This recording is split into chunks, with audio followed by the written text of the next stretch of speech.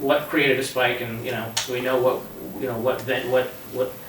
how people are reaching it, how are they looking at it. So I just want to expose you to some of the inner workings of our promotional aspect of getting the word out about this. So. 2 questions you might want to add to your list, the Mather Homestead, because they host events almost every night for various things. There's like a book club, I know, one night a week. So there's always, and they're pretty well attended events, and I know they have like a bulletin board right inside the big gathering area. It's just to put out some of these cards. Okay. Might be another way to just kind of disperse that into the community. The other thing is the Darien Board of Realtors typically has a meeting in the spring, and that might be an opportunity for you to have a platform to talk to all the realtors. There's a lot of us. And then they go out and sprout. Thank you. Yeah, that's good. Yeah. Do you? And then, in addition to the the website hits, you mentioned there's about 30-ish followers on Instagram.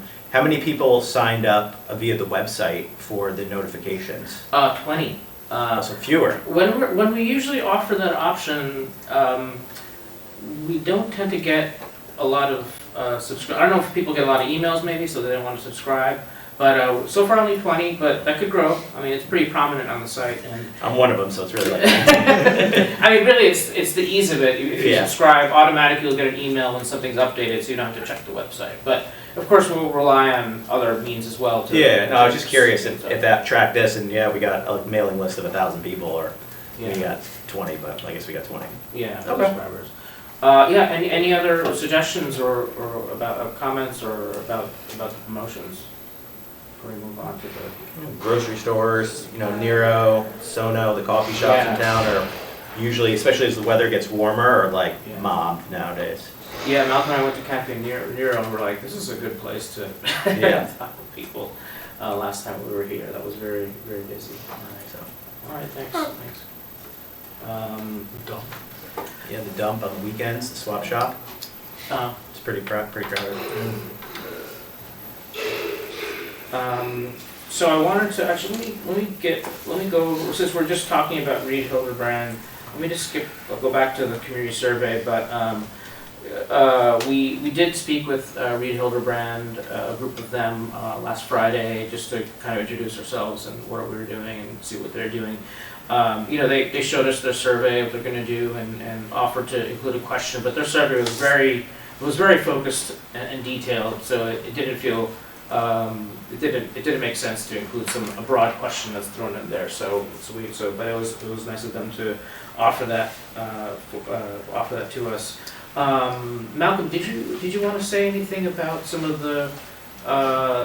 Malcolm had reviewed some of their community engagement results. I think you need to be near the speaker. You got to say something. So, if you want to share a few things about that and what else we may do with Reed Hildebrand. So, hi everybody. Just state your name. Yes, Malcolm Simpson, planner with H&H. Thank you. I had reviewed their initial surveys, and their surveys in series have become more and more specific to Great Island. And so the best results, I think, for our process came out of their first ones. The results that I honed in on are all about the public of Darien, their relationship to other parks. They have a lot of good questions about what park do you live closest to, how you access those parks, whether or not you're willing to walk to that park, and how far would you be willing to park? How far would you be willing to walk in order to access public spaces?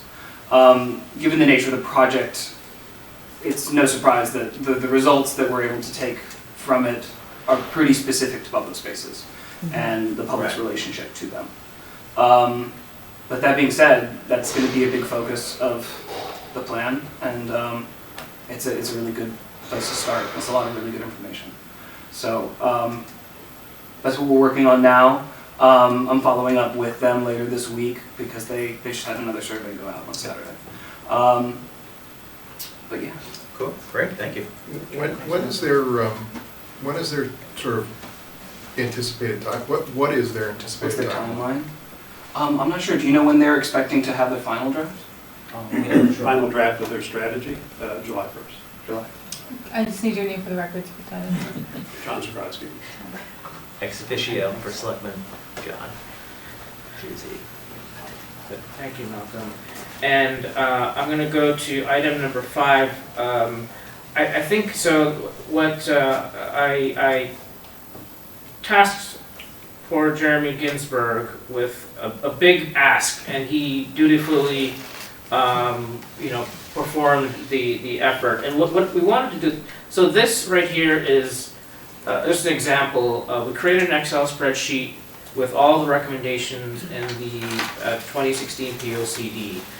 The initial, one of the main purposes of this was so we get to know in great detail, what is in the POCD, and we get a sense of what's been implemented, what hasn't been implemented.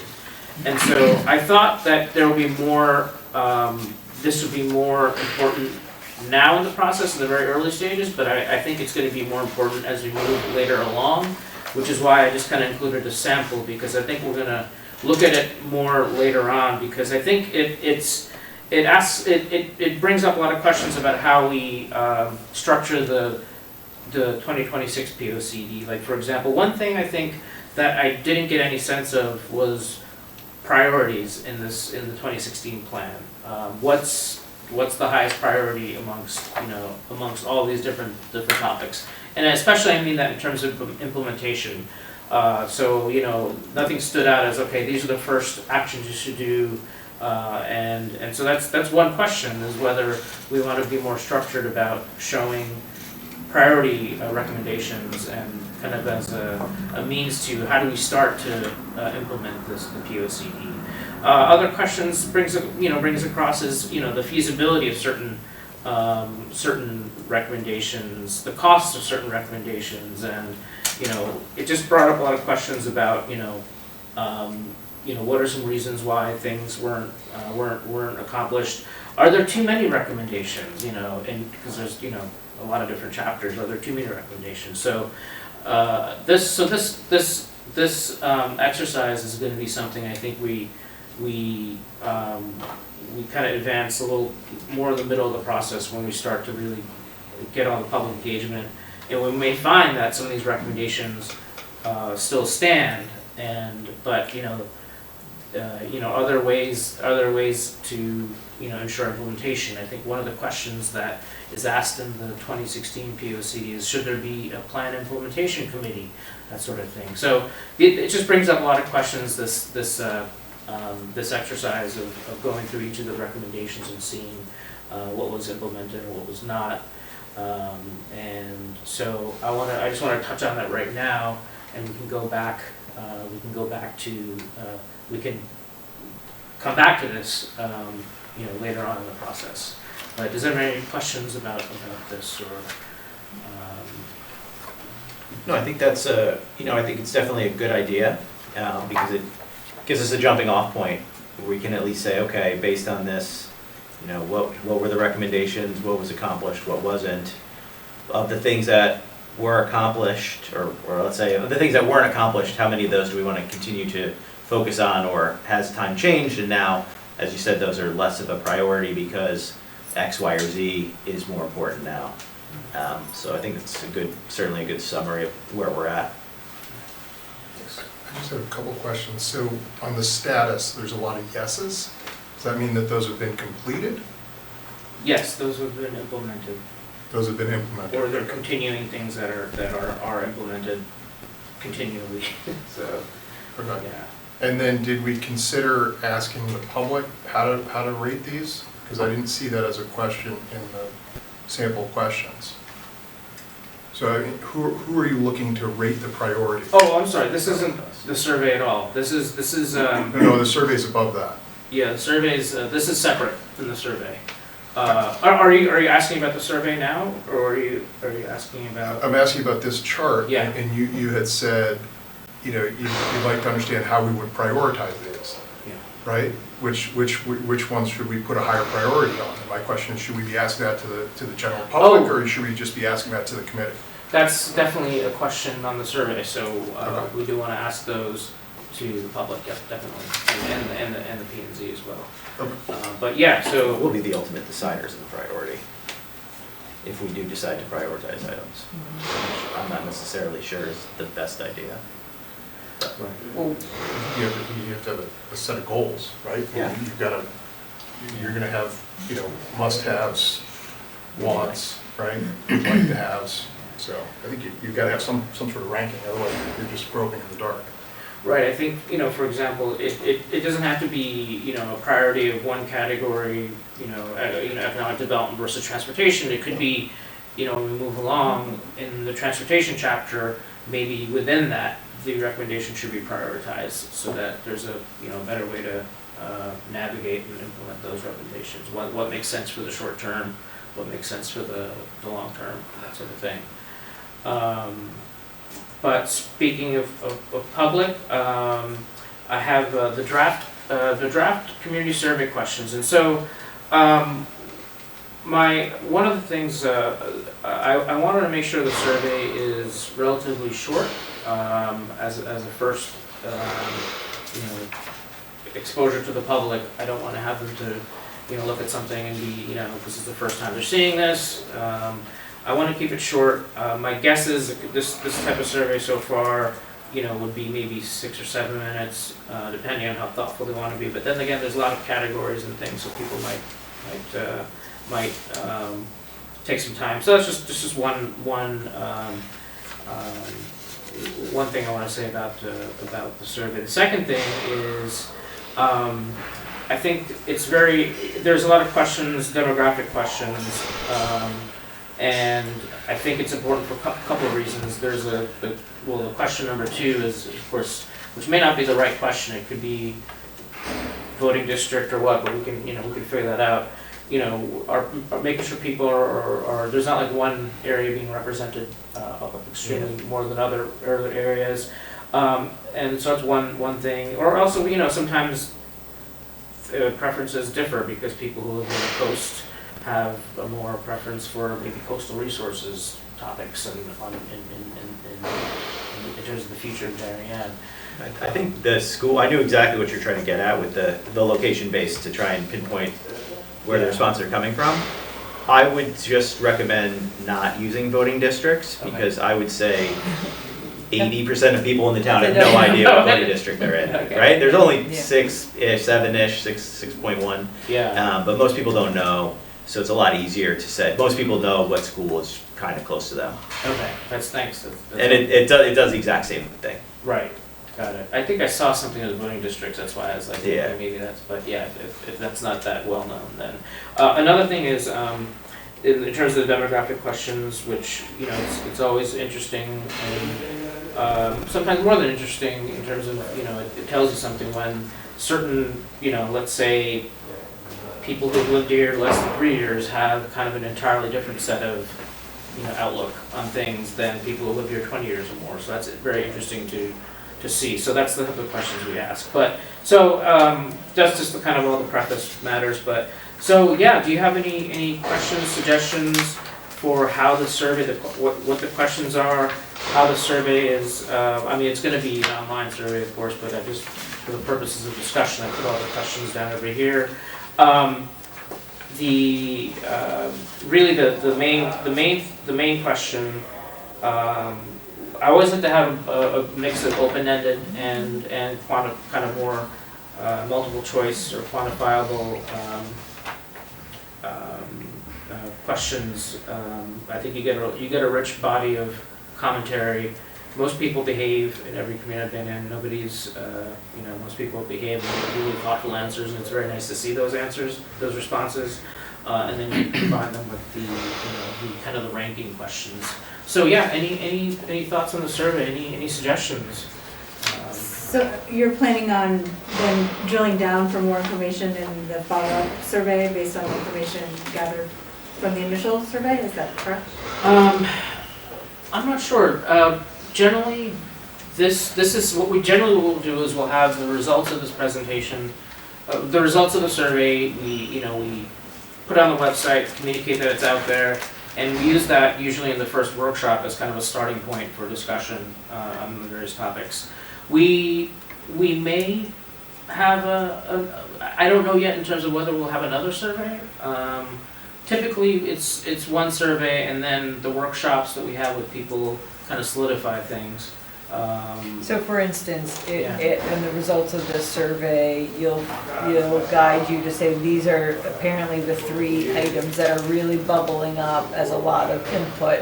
So let's, in our workshop, drill down and understand more about traffic, natural resources, Right. resiliency. Right, And right. that's, so it's just kind of a corralling where your efforts are gonna be focused? Is that what the basis for this is gonna be? The efforts in terms of the public engagement, in terms of getting, really getting at what are the priority topics, and like you said, what are the 3 or 4 things that are coming and really having discussions based on those topics. Because you can talk about any topic, of course, Yep. but we want to really get at some of the ones that are the most pressing. Yeah, 2 points about the survey. One thing, just in thinking about Great Island, is that you get very different answers when the survey questions are quantified a bit. So in other words, would you like a pool? Oh, absolutely, I want a pool. Do you want a 4-season pool that's going to cost $35 million? Well, I'm not so sure about that. So when you put a cost next to it, or kind of quantify it, that says if you want these things, that's fine, but you have to give up something to get that. Another thing is that some of the things in this effort will be in natural tension. So, for example, development versus sustainability, or open space versus it, right? And when you put that in those kinds of contexts, you're forcing people to make the actual choices that are going to have to be made when the POCD priorities or restrictions are put into place. And so I'm just kind of wondering, at what point do you get to that type of decision, so that when people say, oh, I'm very much in favor of this particular thing, they may actually have a different point of view when you put it in the context of a cost or a trade-off. Right. So this is, I think it's, well, starting from the kind of first level, I like the idea of creating tension in people's minds about, what they, between different topics, and especially when they're forced to select, say, okay, what are your top 3 topics that should be priorities? So, they've given all these answers for all those different topics, and they kind of have to say, okay, what are the top 3? So we're kind of really getting them to focus on that. In terms of the more detailed, like, the costs involved in things, I think that starts coming down to when we have the recommendations, or we have like a series of recommendations that are, that have been created. I think it's useful to have, what we often do is we'll create a chart, and we'll say, cost information, and we'll say like $4 signs, which means that's like a very high cost item. And so while it's something that people want, they need to recognize that this is a $4 sign item. And so, so it's kind of starting to communicate those things when you get to the recommendation section, because we don't, if there's a desire for something that floats to the surface, and you probably already know what it might be, and a pool has come up already in the 10-second survey. I did a couple of responses. Well, this is a $4 sign kind of town. You have to put 5 or 6. 5 or 6. There you go. Yeah, I think that's a really important.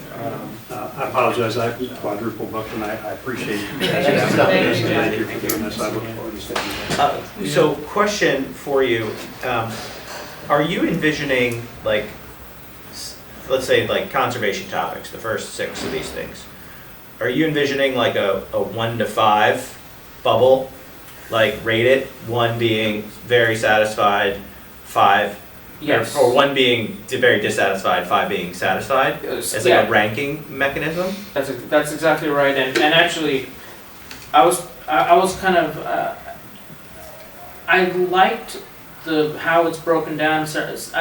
On the one hand, I like very satisfied, but it's like, maybe is it better to say excellent, good, poor, that sort of thing. But Yeah. What were you getting at? So I think it's better to to have a way, and I think instead of 5 options, if you have 10, it can create more nuance. Like if you have 5, right, and let's say you're satisfied, I see. is that a mid? On a 5 scale, that's like a 4 out of 5, right? Right, That's right. 50%. On a 1 out of 10, that might be 50%. Right. So I think you don't want to give them 100, 1 to 100, but I think the standard is like a 1 to 10. Right. This way they can either have like a slider or just the That's bubbles. interesting.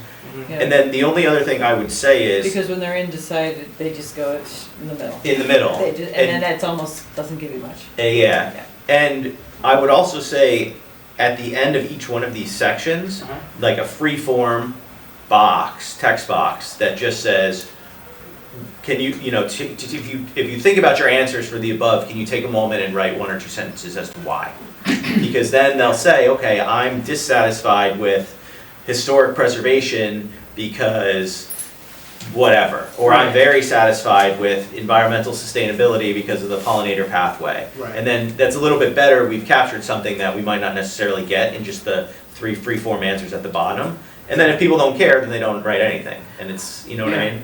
I like that, because these are so, They're so short. short, these. Right, I things get it, that- you don't wanna have this take half an hour, nobody will do it. Right. You want it to be 10 minutes or less, so like 1 sentence, Right, exactly, I like that, because, because I think there's obviously, we want people to explain, if they want to explain the response, why it's super high or super low, Right. they have the opportunity. So I like to have Exactly. different comment boxes for each of the categories. Yeah, just no need to write a book, Yeah. in one or 2 sentences, can you describe what about these answers was important to you, something like that. Some of them are so broad, it would be Yeah, very exactly. difficult to really gain a lot of data from satisfied or not.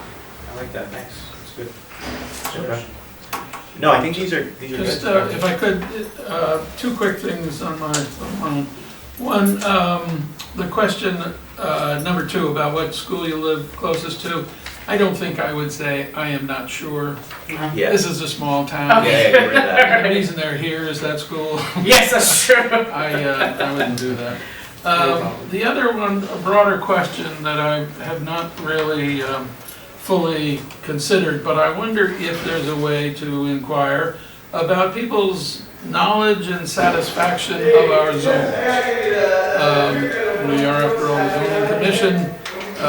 We, in this area of the state, come in for some flack for our zones and not being, they call us, we're segregated because of our zones around here. I wonder if people know enough about that, have any interest in some flexibility about that, if they like things like ADUs are now permitted in certain zones. Are some zones too big? Should they, should that not be permitted anymore? Whatever. I'm not, as I say, I haven't really brought that fully to mind, but I think it's a topic that would be worthwhile pursuing. Just, I suspect a lot of people don't probably even know what zone they live in, but I don't know, I just would hope that they do. But they all these zones come with restrictions, and I wonder if people are, would they like to reduce some of those restrictions, something of that sort? Just, I like that, I think we can add that to the, under the probably development, although it could go under our, I think we should add that. I think because, I think those, people who don't know will put no opinion, who don't know much about it, but there will be people, right, who will have, worked with the zoning code and they, so I appreciate it, yeah. Good, suggestion. okay.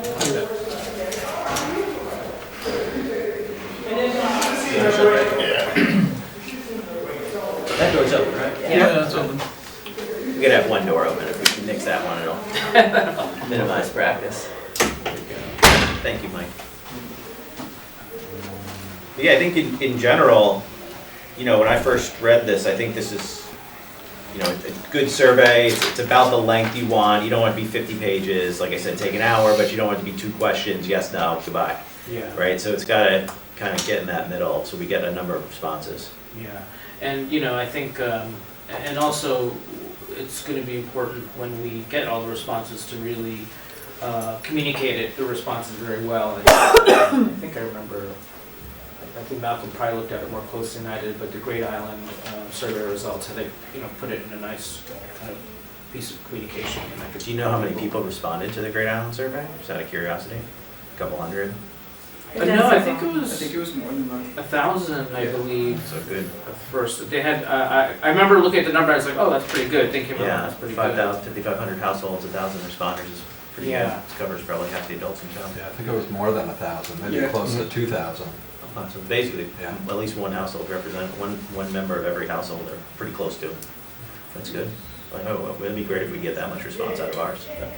Yeah. Something tells me there won't be as much interest as Great It's- Island, it's but. either, it's either gonna put it on people's radar and they'll be like amenable to taking another survey, or it's gonna be lost. It's gonna be one or the other.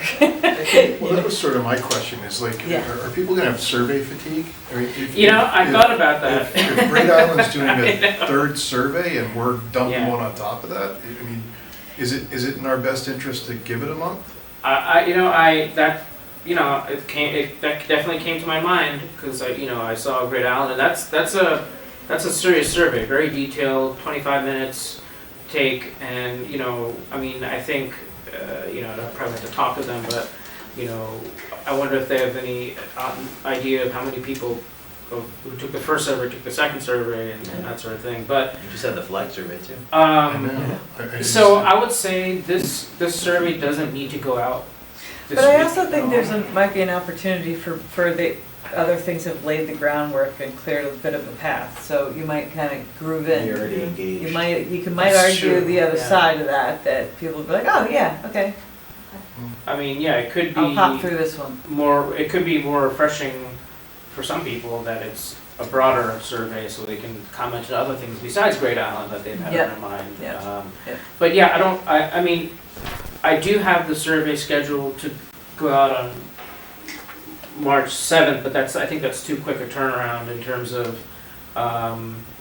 mobilizing all the communications. But yeah, I mean, the idea is to get it out there, within the next 2 weeks. So, yeah, I mean, that's a fair question about survey fatigue, but I think what you said also is How long is the Great Island survey open for, do we know? I don't remember. I think they said 3 weeks. I think they left each one open for 3 weeks. 3 weeks. I And don't know, how long we would you might be able to anticipate draft this off being of open communications for? off of people very engaged in that, you might be able Put a to, link at the bottom, just go right to it. yeah, Survey. yeah. Usually, Might be a way to I do draft like a off of that. 3-week assessment of what's the turnout so far, and then generally speaking, we don't need to stop and start collating responses. I think we can put it out for 2 more weeks. I don't You think gotta imagine the majority of it comes front loaded, right? In the 3 weeks, after the first week, Then you get it's to one highly last push. skewed, you're gonna get 3 or 4, and then in week 3, where week 1, you're gonna get 95% of respondents. quite possibly right. So yeah. And actually, we're on the topic of schedule. What I want to show, this is pretty small, but I think you have these as well on your. Yep, we Yep, do. we do. So we're here on P&Z Commission, March 4th. We have here March 7th to release the survey. That's what I was saying, about, I take that back about how, I think we could get it done if there's, is March 7th a Friday? Okay, that's 1, 2 full days. I think that's possible, but I'm gonna be a little more flexible with that. I think we wanna Next definitely week. time it. If it is gonna be Friday, it should go out in the, I don't know, is the In the town's newsletter. newsletter this one, or is it John's this week? I can't remember. don't which recall. one. Whoever goes out this week, it should be in that. I'll If it's think gonna about be it. this one, it should be in that Okay. one. And it shouldn't be over the April break for school. Yeah, Yeah. Yeah, Right, the next one is the March 15th, I think, which Marley had sent an email around about the deadline for that being March 12th. So we'll let's see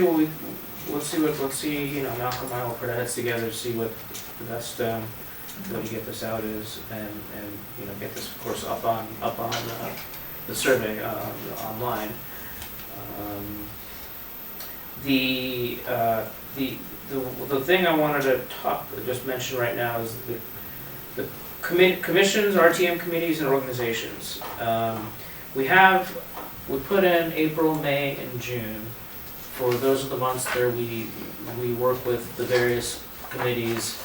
And the ones in blue are the ones I believe the commission here had mentioned specifically. Actually, since I sent this, I've actually added April dates and June dates to all of them. So not just the May and June dates. So I've added all the dates as potentials. But is this correct in terms of who who in your minds who are the kind of the commissions, committees that we should Coastal on here. look at first? Are there some that are kind of more high priority in reaching out to than others? The Coastal Commission. Coastal Commission? I don't see that on Coastal there. Advisory Commission? Yeah. 'Cause that'll be part of ours, we do have a lot of water resources, right? And we're unique in that way that New Canaan isn't. So I think that's certainly, something we want to maintain because will fall heavily on the conservation aspect of the land. Okay. A lot of that on there for sure. Now, in terms of like our strategy, because there's so many different committees and commissions, and obviously we want to. Is there still an advisory committee on sustainability, or is that? I have to check, similarly Youth Commission, I'll have to check on that as well. Okay. So I think we've poked around at some of the agendas of the meetings, and I know that the RTM Public Works has a specific person that's assigned to the POCD, so we'll certainly want to talk with that committee, the PZAs, the Planning, Zoning, Housing Committee. Is that Yeah, correct? they meet next week, and April, I think, if you want to meet with them in April, I'm meeting with them, Okay. and we could put you on, I'll reach out and see if you're ready for April. Okay. Let's do that. You might be able to get like EPC and ARB together in one meeting. Yeah, that's what I've talked to Neil about, is trying to get 2 or 3 different groups, Yeah. either back to back or around All a table like together. this, because you reach out to more groups that way, and there's only one Neil, and he can't go to a Exactly, different yeah. meeting every night Yeah. for 6 months. Well, yeah, I think, and also one thing that, well, there was Malcolm too, so, but nonetheless, I like the idea of combining meetings. Right. We also need to do, I think like we need to continue just kind of digging in so we get to know what their agendas, the minutes, to see what they've been talking about, what they've been doing. And then coming up with some sort of structure for each of the conversations, so we're not just going in there saying, okay, what do you want, Here's what we're doing. what do you want to talk about? Is there a big amount of overlap on beautification and aging? I would think those two would go together. No, I think there may be some, beautification and ARB somewhat. ARB looks more at buildings, beautification deals with the hanging baskets downtown Right. and other landscaping type projects. But there may be a number of groups that would go naturally together, Yeah. meet in the same room. And it might be sustainability and folks from Land Trust. I'm just thinking about scheduling. Beautification and aging might be the same demographic of Yeah, or volunteers. we're trying to find people that meet the same night of the week, Yeah. so. One other strategy Malcolm and I were talking about was maybe a first pass for some of the committees is to, put in paper a series of questions we'd like to Yeah, ask them, that's what I was have gonna them have a meeting and come back with that, and then if they'd like to engage more, we can meet with them. Do we need to weigh in with the police commission? There, at all, on traffic and other things that they might have a view on? I don't know. I mean, I don't know if it's something that should be on there or not. I mean, I've met with, as for other POCDs, I have met with police staff, fire staff, to get that community facilities part. I know traffic is gonna come up on this. Because traffic is going to come up. Yeah. Might have to go to talk to the legal traffic authority. Traffic is Right. going to come up. I mean, it might be a good idea too to, not the survey, but maybe if we could get like a more detailed committee list of questions that we could get out to them, so say like, Hey, Neil we're meeting thinks with you in 2 weeks, these here's are the things we're gonna be these are the discussing. topics, Yeah. take a look at them, do you have any input ahead of time? I see. This way, you don't just come in and be like, hey, Right. talk to me. You can Right. come in knowing something, this way it's not a huge waste of time. And not like something basic, 3 or 4 questions, but something that's not the town survey, something specific towards Right. each committee, EPC or towards sustainability Yeah. to kick it off. And this way, you're not wasting time. You can go in there and, maybe it saves you some time there too. Yeah, definitely, because they will have Kicks thought it ahead off. of time and, Yeah. and be ready to answer them. Talk about that. It's always a good idea. I should put in a plug, I guess, for the Blight Review Board. I don't know that you need to meet with that group, but maybe a conversation with the chairman. Meet with them right now? You're right now. Just because I suspect we'll be raising our profile, we're gonna be doing more enforcement over the next couple of years, so it might be worth a couple of sentences in the plan. Probably not more than that. We're not gonna direct any changes of the town in any significant way. But it's happening and a lot of people are involved in it, so it might be worth a note. Great. And I think that's it for the agenda for Thank you. me and for the POCD. Yeah, thanks for the update. Thank you. Try and get the word out a little bit. Yeah, it's been fun to, and Instagram can be fun because, people follow you and then they'll start commenting on things and.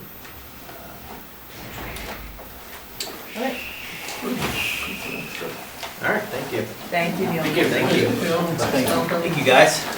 Appreciate the work. Looking forward to seeing you all soon. All right, so, let's see here.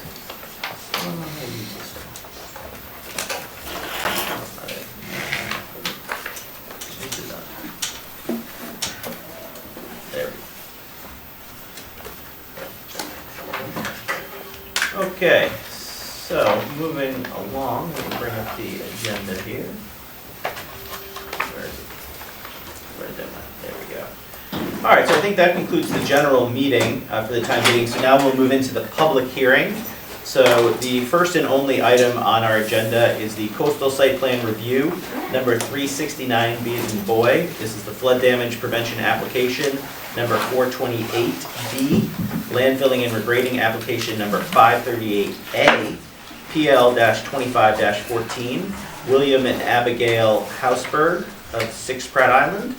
This is the proposal to raise the existing single-family residence to conform with the flood regulations and to construct additions and make alterations to the residence, including construction of a 2-story addition to the garage and a 1-story addition to the southeast side of the house, remove a portion of the flagstone patio in front of the residence, and install a new entryway, elevate the HVAC equipment, and to perform related site development activities within regulated areas. The 0.76 plus or minus acre subject property is located on the west side of Pratt Island, approximately 800 feet south of this intersection with Nearwater Lane and Baywater Drive, and is shown on Assessor's map number 55 as lot 115 in the R1 zone. Gentlemen, what do we have? So this house is in the VE15 and AE14 flood zone, so a large part of this project is lifting the house 5 feet, creating the first floor at elevation 17, 2 feet above the flood zone. The application was referred out to Joe Canis of Ty and Bond. He submitted comments for the record dated February 25th and submitted a second memo today, March 4th, noting that all comments had been addressed and endorsing the project. The application was also referred out to the building department. The building official Mike Vitti submitted comments for the record dated February 27th, noting no issue with the application. The application was also referred out to the health department. The health director submitted comments for the record dated February 22nd. She noted that her department would need to be involved with the abandonment of the septic system on the property. The applicant will be connecting to public sewer as part of this project. The application was also referred out to Connecticut Deep.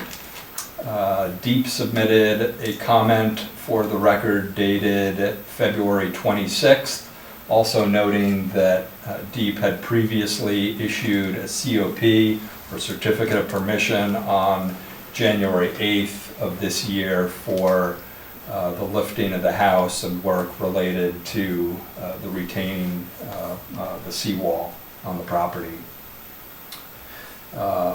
This project also went before the Zoning Board of Appeals. They went before the ZBA on the 24th of February, just last week. The ZBA voted 4-1 to allow the house to remain in its current location. They sought variances for both setback and the height of the house. So the applicant is proposing several additional modifications in addition to lifting the house, and those include adding a 2-story addition to the existing garage, adding a 1-story roof on the southeast side of the house, raising the AC units on the northeast side of the garage at elevation 17, lifting all mechanical equipment to elevation 17 as well, and removing a portion of the flagstone patio in front of the residence and install a new entryway in that location. Tonight we have Jake Watkins here, Roger Ferris to present the application and answer any questions that the commission may have. Welcome. Hi. Just state your name, just for the record. Thanks, Fred. Jake Watkins, Roger Ferris and Partners. I'm joined today by Abigail Hausberg and Brian McMahon of Redness and Need, who will be speaking to the more technical aspects of the project. 6 Pratt Island was built in 1920, and as Fred mentioned, we are planning to raise the house. This application, this project was put in front of you a couple years ago in 2022. Raising the house was not on the table at that time. This, the additions and the additional work that Fred mentioned is part of this project as well again now. The existing property is 3/4 of an acre in R1 zone. The VE line, 15 line is going through the middle of the house itself. So the project needs to abide by the regulations mandated by that 15 line. Because the property does not have a public street or a front yard, all setbacks need to adhere to the 40-foot setback.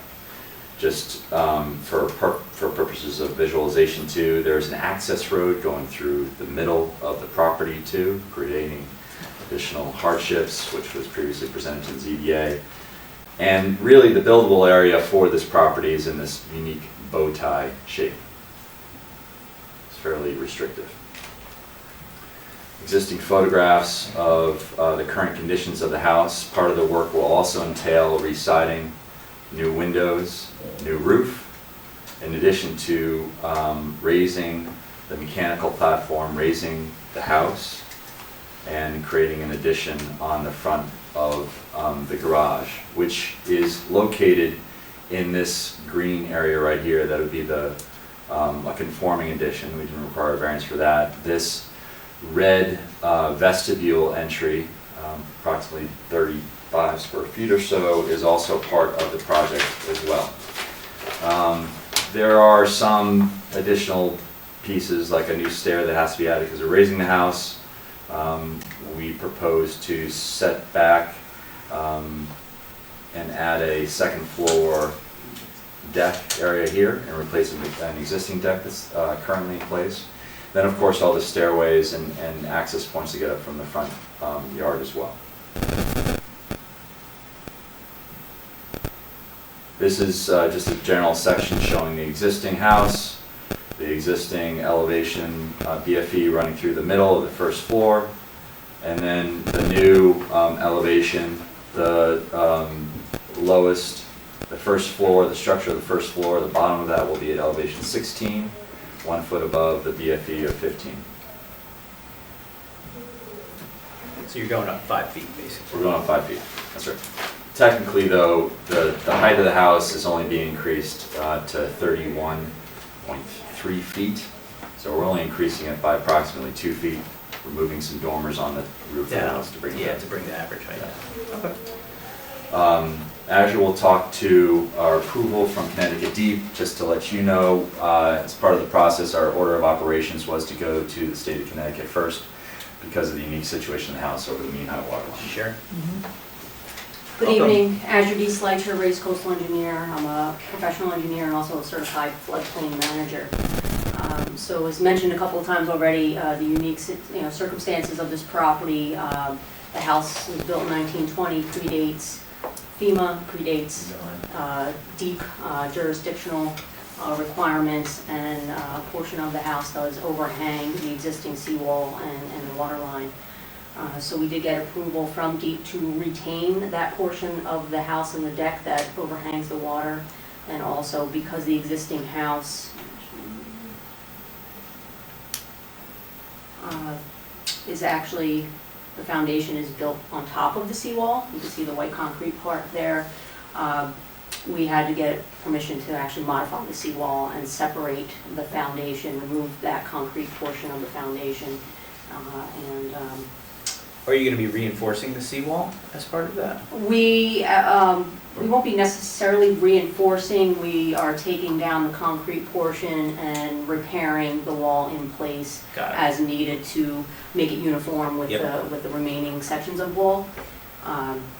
So that existing concrete foundation part will be saw cut, and when the house gets lifted, there'll be new Pour it back in. concrete foundations poured on the land side of the existing wall. And you don't need to touch the seawall elsewhere around the house, around the property, just that one area where the concrete is jointed into it.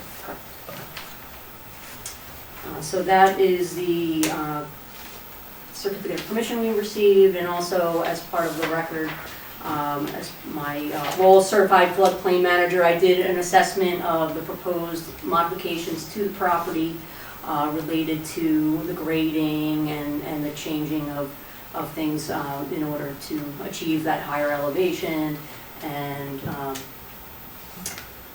looked at any changes to the BFE related to wave runoff, wave reflection, and so forth, and determined that there are no adverse impacts related to the flood zone as a result of the proposed site improvements. So you have a document dated January 22nd in the record certifying those conditions. Well, while you're, I don't have any, does anyone on the commission open it up? Not right now. No, George, okay. I'm sure Azure can be available for questions if they come. Just in terms of the review between the town and the state as well, there was several discussions about the difference in grade between the front of the house and the rear of the house. This was something that was reviewed with both the state and the town to make sure that there's a constant flow through underneath the house. Structurally speaking, as a response to Time Bond's peer review comments, this is just showing the structural design that will be utilized for both the new floor platform and for the breakaway wall system that adheres to FEMA regulations. Okay. And Brian will speak briefly regarding the drainage.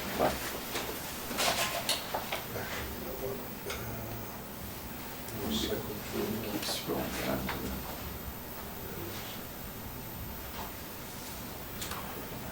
next page.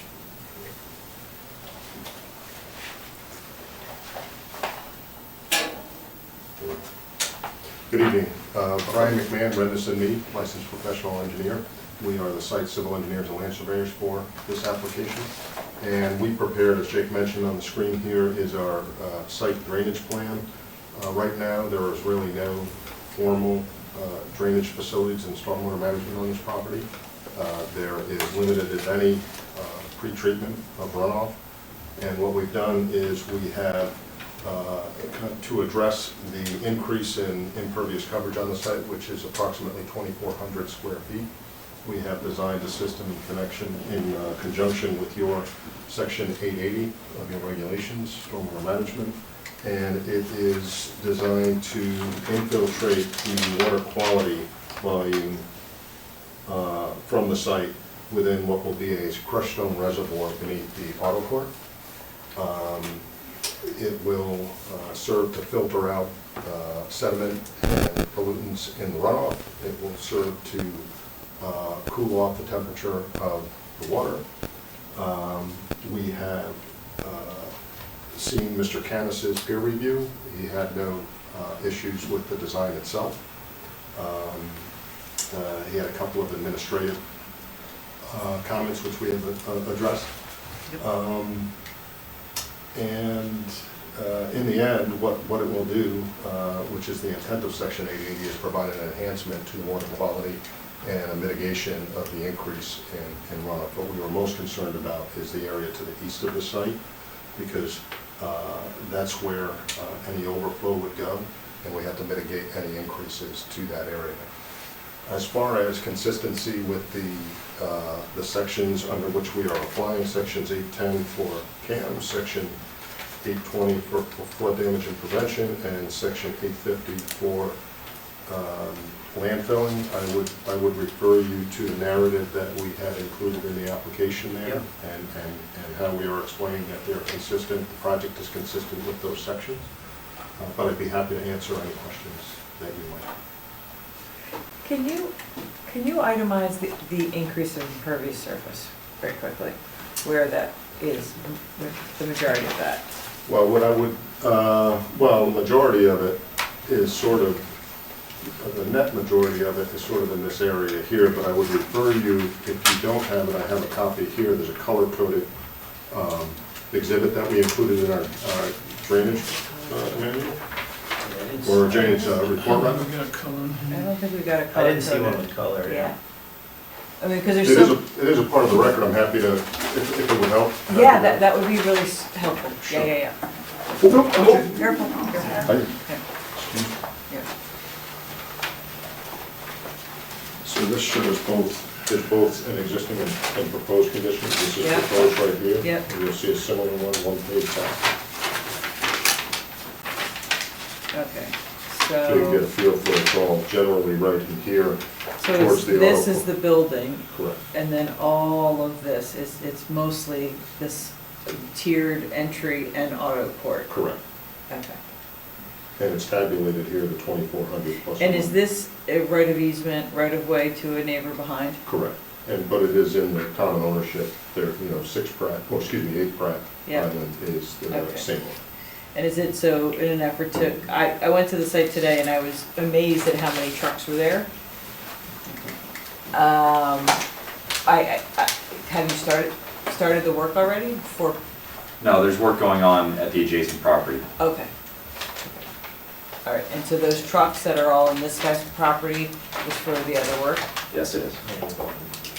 What's that? Okay, got it, okay. Are you getting rid of the garage? Oh, that's right, this was Yeah, the, split. got it, yep, We saw it, yep, maybe a year ago. okay. You're not getting rid of the garage, right? No, That's keeping the it. garage. Yeah. Just extending it. Extending it forward. Just to summarize, in terms of the neighbors that are most closely affected to the area, there are letters of support from both 7 Pratt, 8 Pratt, 7 Pratt, 9 Pratt, 8 Pratt, and then, of course, the state of Connecticut right here as well. And all those are in the records. They Comm 8 Pratt. Yeah, Exactly. 8, yeah, okay. And just for clarity, where is the sewer hookup? So the sewer hookup Just to highlight that. is right here. So basically, it exits out the building at this point. Yep. There's the pump ejector, travels around, and hooks back into the sewer line and travels out. Okay, so you don't have to dig up the access way road to Okay. connect in, just a little bit. Maybe. Actually, no, the access point you can see It's is, just before it, right? yeah, it's right here. Yeah. So that's before you come off. There's the- an existing stub out there. That's what I'm saying, there's, because I know 8 is hooked on into it, right? Correct. Or at least a part of that application was to hook into That's it, correct. 8 had to run a new line down this access road to get to it. to get to it. And you're so tying it into the tying to same that. spot. Yeah, that's right. Okay.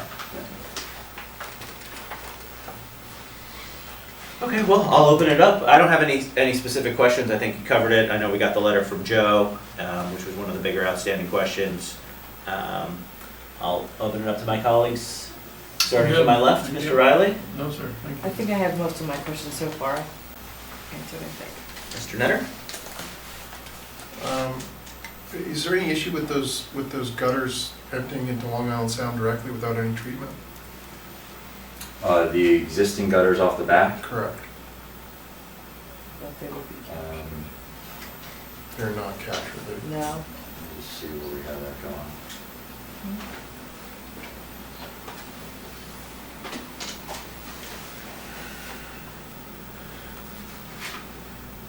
So those weren't intended to be changed.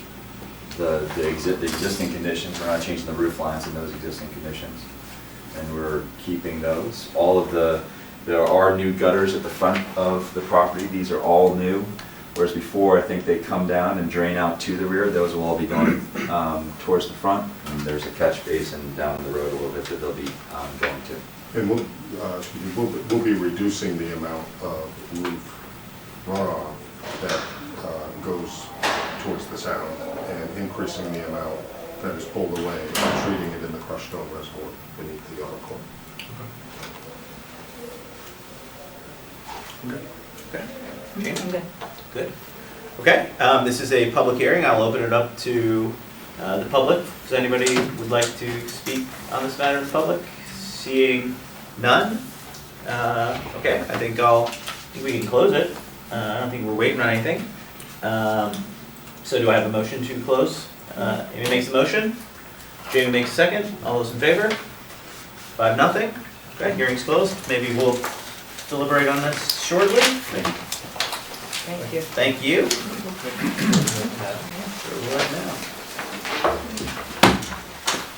So that concludes the public hearing. We will go into the general meeting.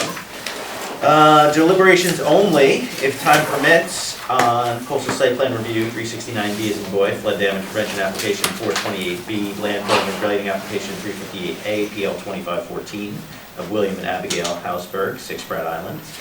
This is a proposal to raise the existing single-family residence to conform with the flood regulations and construct additions and make alterations to the residence, including construction of a 2-story addition to the garage, 1-story addition to the southeast corner of the house, remove a portion of the flagstone patio in front of the residence, and install a new entryway, elevate the HVAC equipment, and perform related site development activities within regulated area.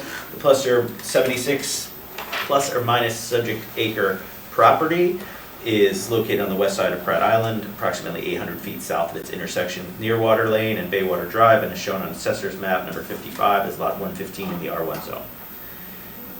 Might as well deliberate it. This is the second go-round of this application where they're now raising the house, which they didn't do the first time. Otherwise, it's a pretty straightforward application. We got everything from Joe. They've already gotten approval from Deep. Yeah. They seem to have dotted their I's and crossed their T's. Yeah. Race is a frequent flyer here with the complicated coastal plans. We know they do a really good job. I can't imagine she would come in here and state anything that isn't going to be totally true. So. And the fact that they've got, obviously, Deep and ZBA, which with the unique nature of this property, those are the ones that Matter. you know, they have to jump those hurdles first. Yeah. And they have. And we have no complaints on record in the neighborhood with the construction that's happening behind it. Nobody's come forward and made any. George, any comments, issues? No, I think it's a Is this the good plan, application? comprehensive. Sure. Is this the application where we had some questions about the truck back and forth over over the access? Was it this or roadway? Delafield? No, that was in Tokenique when they were blasting out the driveway. In, For Mr. Maybell. Yeah, that big. They had to build a big Yeah. retaining wall And it was on both sides. like a canyon they were blasting out. We didn't want them to go over the little bridge Okay. in Tokenique. Okay. There was one on Pratt Island, where we There was had a one bond. Thought he challenged that. Did Just dropped it. Did we drop it? Okay. Yeah. Okay, that's one of the reasons why I was asking if we've had any complaints. Okay. I'm fine. I'm fine with it. Mike? I can't believe ZBA granted a height variance. Gonna kind of call my buddies Yeah. over at the ZBA and figure out what's going on. I was surprised with that, and, yeah. That's huge. But yeah, I mean, it was granted, there's nothing we can do about it, so we're stuck with it. I do think there's a lot of work. There's nothing where you're doing this substantial project of making all of it conforming, i.e. those last 3 gutters that they're saying are remaining from these. I mean, they're lifting the place 5 feet, so it's not like it's not a substantial construction project. There's nothing that says that they have to capture all and treat all that stormwater. No, usually what happens is under section 880, they can get a waiver for holding back water and just deal with the water quality. Correct. But those 3 gutters on the back are just dumping right into Long Island Sound. Yeah, I mean, Joe's comments didn't get into that question, but Brian testified that they are reducing the amount, so. Do you want to make it tie it in?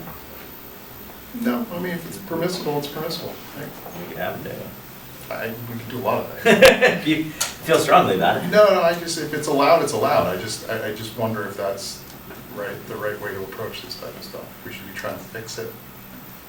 It pretty much rain when Yeah. it's gonna be too dirty. Yeah, the street runoff is gonna be the same, it's gonna be worse. It's gonna be worse. Yeah, okay, I'm fine. I'm good. Jamie, okay. So then I will have staff instruct you guys to write up a positive resolution that we can look at perhaps on our March 25th meeting. Yeah, we can do that. Okay? Skip March 11th. We'll cancel March 11th. Right. Yeah, that's what I'm saying. Okay, so moving on, chairman's report, I have nothing to say. Director's report? No, I think we covered it last week when we talked about zoning citations, we talked about moratorium and affordable housing, we talked about ADUs, we had a chart showing the various ADUs, and we talked about the stormwater report being finalized by Joe Canis, and he'll be circling back to you probably, we're guessing sometime in April, for a formal presentation, kind of go through the report in more detail, and talking about the associated changes in the regs to reference the new report. Okay, cool. Any update on Parklands? Yes, I do have an update today. You may recall that was approved by the commission for 60 units. Neighbors appealed. There was a stipulated judgment, a settlement with the neighbors. We negotiated it in this room.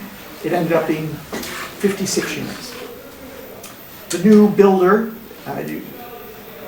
is working on pulling things together. They are hoping to do demolition. I guess there's some event at Selleck's Woods every year, but they didn't want the construction going on while that was occurring, so they're going to postpone the start of construction until after that event. At the same time, they are working on an application to the ARB to change the previously designed facade. It is possible, we have a question into town council, whether that needs to come back to you. Because normally, if ARB says, this is what it looks like, the commission defers and says, great. In this case, we have that stipulated judgment with the neighbors. So they should go to ARB. It is likely they will have to get the neighbors to sign off, because the neighbors signed off for something different. And the question then becomes, if ARB signs off and the neighbors sign off, do we need the commission to also sign off? And we'll get you an answer on that. You may see them in April. Can't just build it as it is, huh? I mean, it's gonna have to go, they're gonna tell us it's gonna have to come back to us, right? Because the ARB was part of our approval. Even if it's as a courtesy to say, hey, Yeah. you approved something in this color scheme with this roof line, and it's changing to that. So They're not planning on changing the height of it, they just wanna change what the facade looks like. that's my understanding. So we shall see. So that's, I'm glad you mentioned that. So that project is not going to get underway for a few more months. It's amazing. Out of deference for the town, I think. How long do they have? I think we granted an extension of 2 time. years? Did we give them a 2-year extension? I think so. They gotta be bumping up They on do have their that, right? demolition permit moving through. I'm sure they're working on getting their zoning and building permit such that they'll be ready to go when they're ready to go. Okay. Okay. That's all I have. All right. upcoming meetings, you want to, next week? Yep. You guys next want to week. show up? You can do it at 10:20? Next week's canceled, 25th is mostly a public hearing night. I think we have 5 public hearings. Oh, it's busy. Is that the first of the busy? Yep, and then we'll have a draft resolution ready and any other minor. Anything big or just residential? I don't think anything too big. The Wonder Wonder application. Restaurant will be seen. There's a question as to whether or not they'll have their traffic and parking statement done ahead of the hearing, so we'll have to wait and see how that's gonna play out. Okay. I don't believe there's any other business, so I will look for a motion to adjourn the meeting. Mike's back. See, Mr. Netter makes a motion to adjourn. Do I have a second? Jamie makes a second. All those in favor? 5-0. 8:13. The meeting is adjourned.